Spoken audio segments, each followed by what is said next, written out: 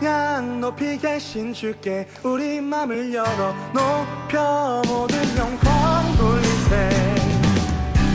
주 사랑하는 자 다 주께 나와 높이세. 주를 내 영원해.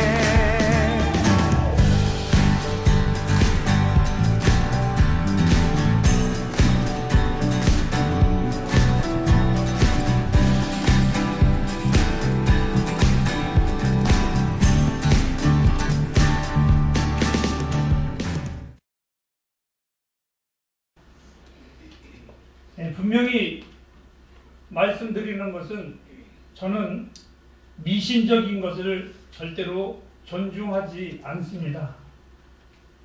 우리는 성탄절이라는 이 그리스도의 탄생의 날을 특정한 날로 지정해가지고 지키라는 성경적인 근거는 없습니다.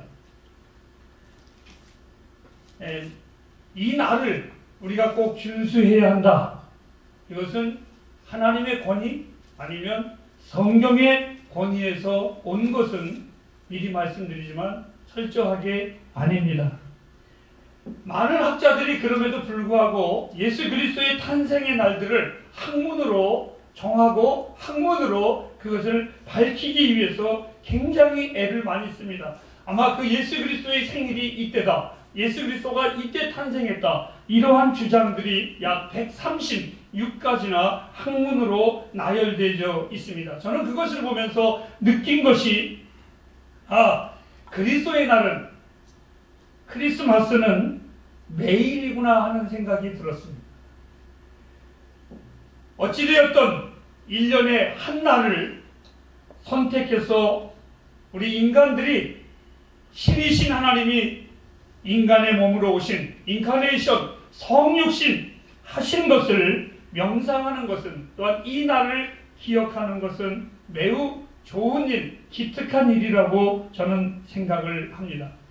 그러나 이 날은 다시 한번 말씀을 드립니다. 우리가 존중하는 날이 아니라 하나님께서 사랑하시는 아들을 우리에게 선물로 주신 것을 감사하는 성탄의 절기가 되기를 주님의 이름으로 부탁합니다.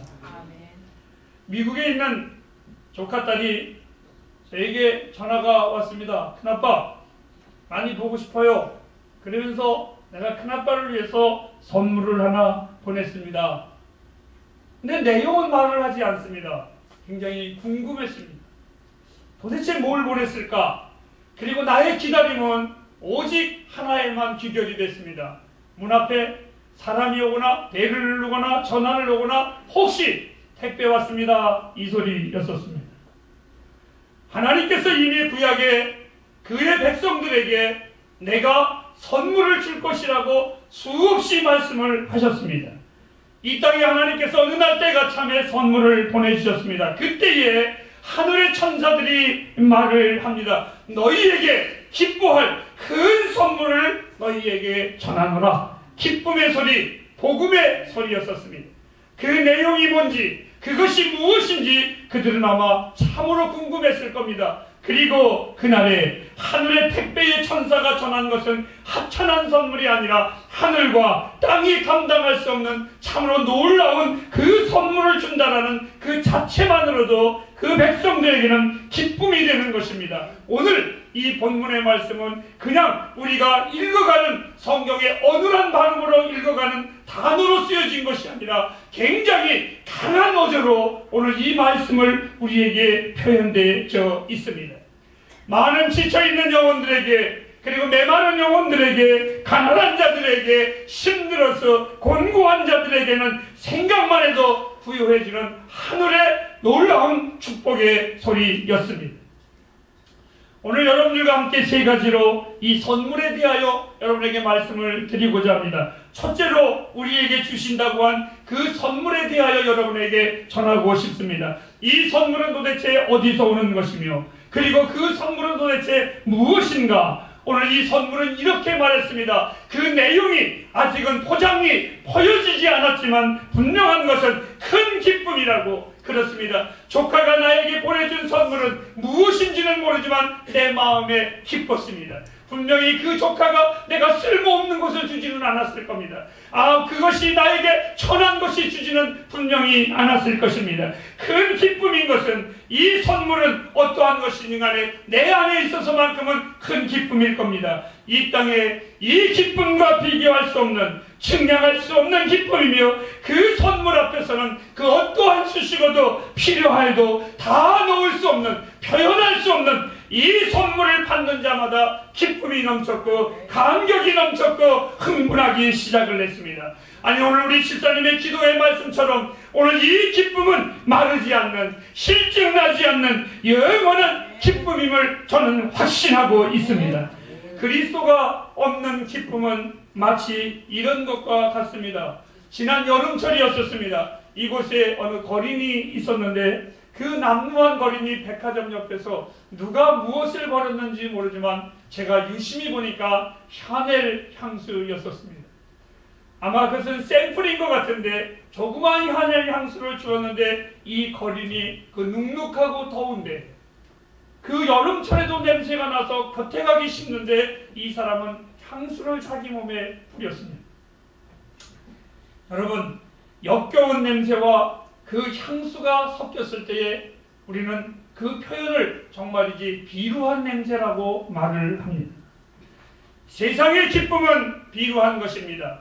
차라리 여러분들에게 내가 미리 이러한 부탁을 한번 드리고 싶습니다. 그리스도의 기쁨과 이 세상의 기쁨과 섞으려고 하지 마십시오. 그리스도의 기쁨과 이 세상의 기쁨과 비교도 하지 마시기 바랍니다. 이 기쁨과 세상의 어떠한 것과도 절대로 비교도 섞지도 그리고 혼합하지도 말고 그것과 함께 놀려고 하지 마십시오. 이 성탄의 기쁨은 세상의 기쁨으로 혼합하려고 하지 마시기 바랍니다. 예수 그리스도의 기쁨은 누구에게 빌려온 것이 아닙니다. 그리고 인간들이 만들어놓은 인위적인 기쁨도 절대로 아닙니다. 누군가가 선물을 줄 때에 분명 그 선물은 그냥 주는 것이 아니라 의미가 있는 선물일 것입니다. 하나님이 우리 인간에게 오신 것은 수없는 인간의 죄악상을 보시면서 우리에게 아직도 진노하지 아니하시고 나와 여러분의 죄악을 보면서도 아직도 멸하지 아니하시고 참으시는 이유가 있다면, 그 심판을 더디하시는 이유가 있다면 당신의 아들 예수 그리스도가 인간임을 보시고 나도 인간이기에 하나님이 참으시는 것으로 저는 믿고 있습니다.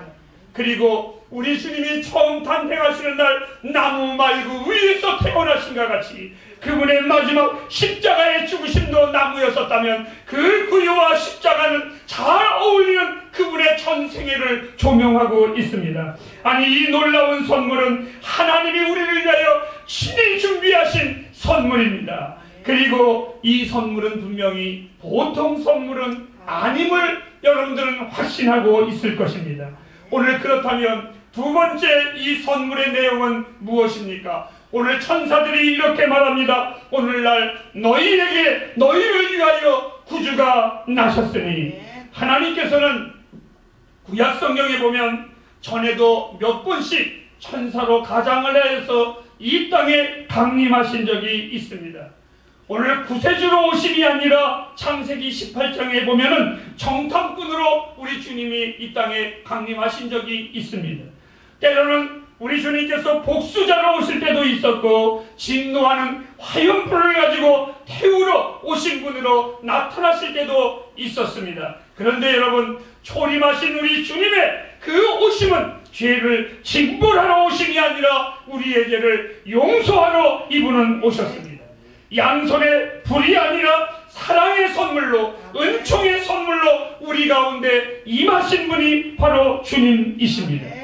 우리의 인생은 얼마나 굶주림으로 죽어가고 있을까? 그 마음이 하나님 아프셔서 우리 주님을 베들레헴 떡집의 떡으로 이분을 모셨습니다.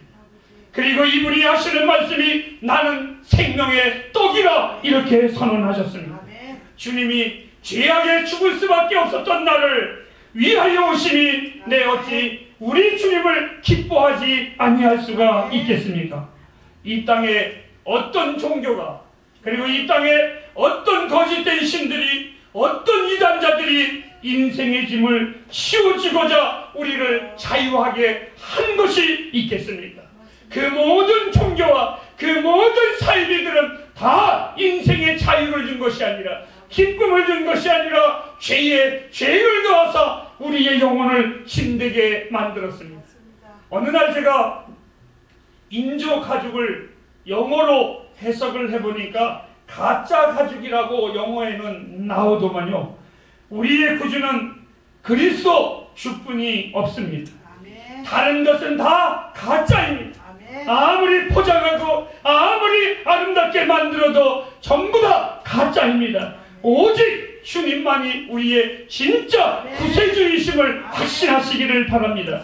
오늘 우리에게 주신 하늘의 선물은 나와 여러분의 구세주이심을 믿으시기 바랍니다.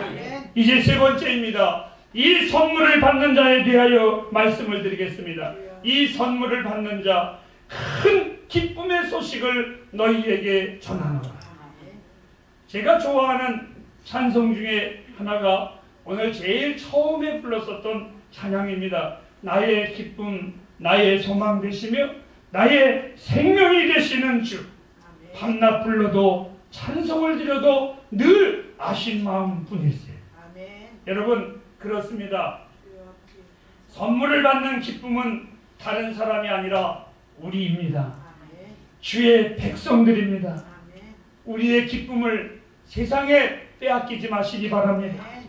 세상에 흥청거림으로 물들지 않기를 바랍니다.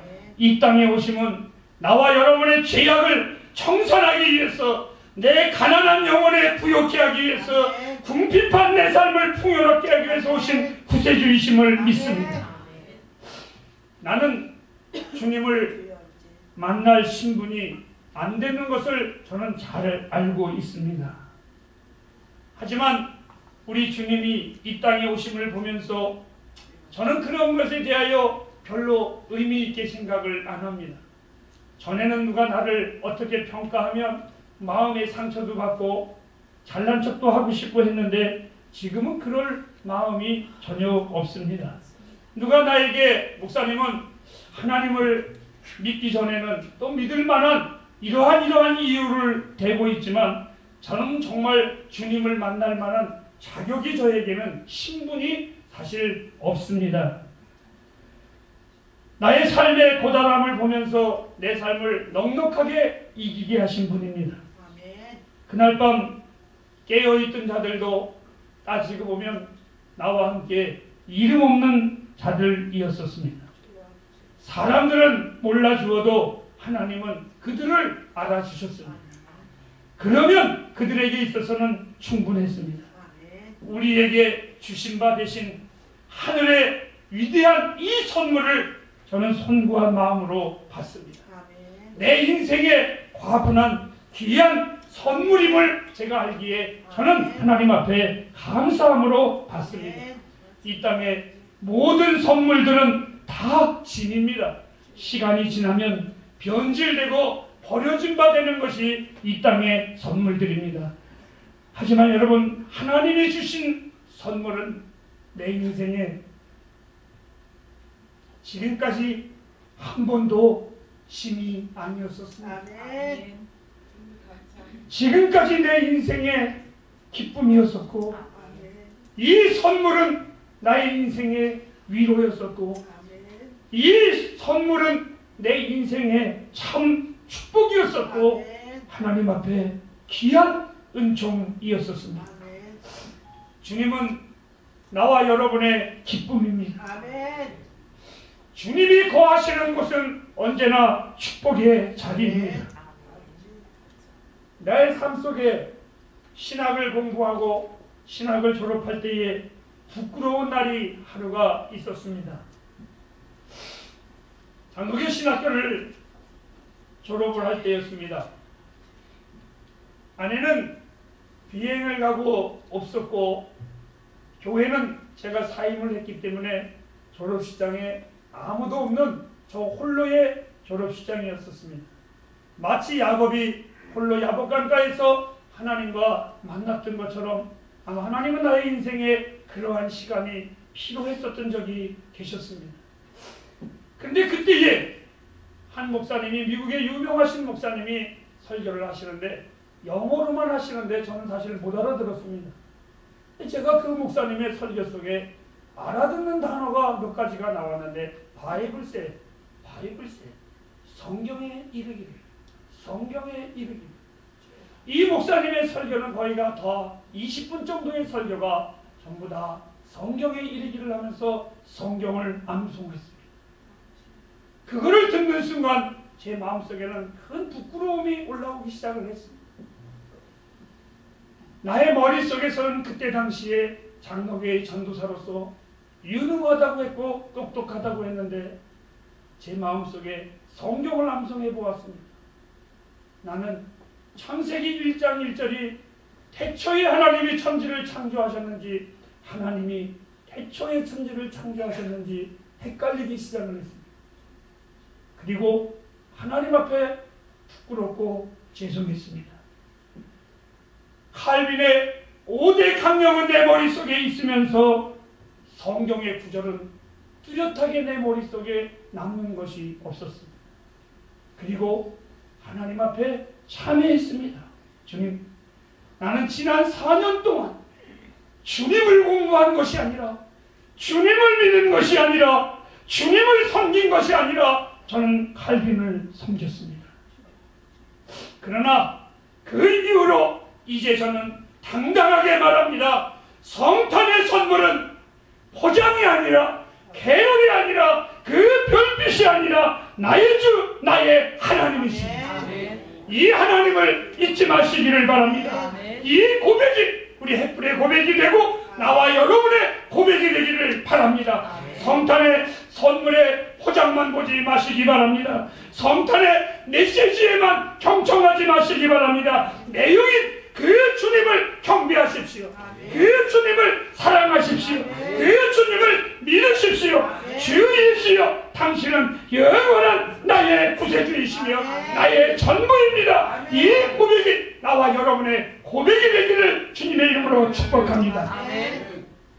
성탄의 계절, 우리에게 주신 이 최고의 선물, 이분을 여러분이 선물로 받음으로 여러분의 가정과 여러분의 모든 삶에 기쁨이 넘치기를 주님의 이름으로 축복합니다. 기도하겠습니다.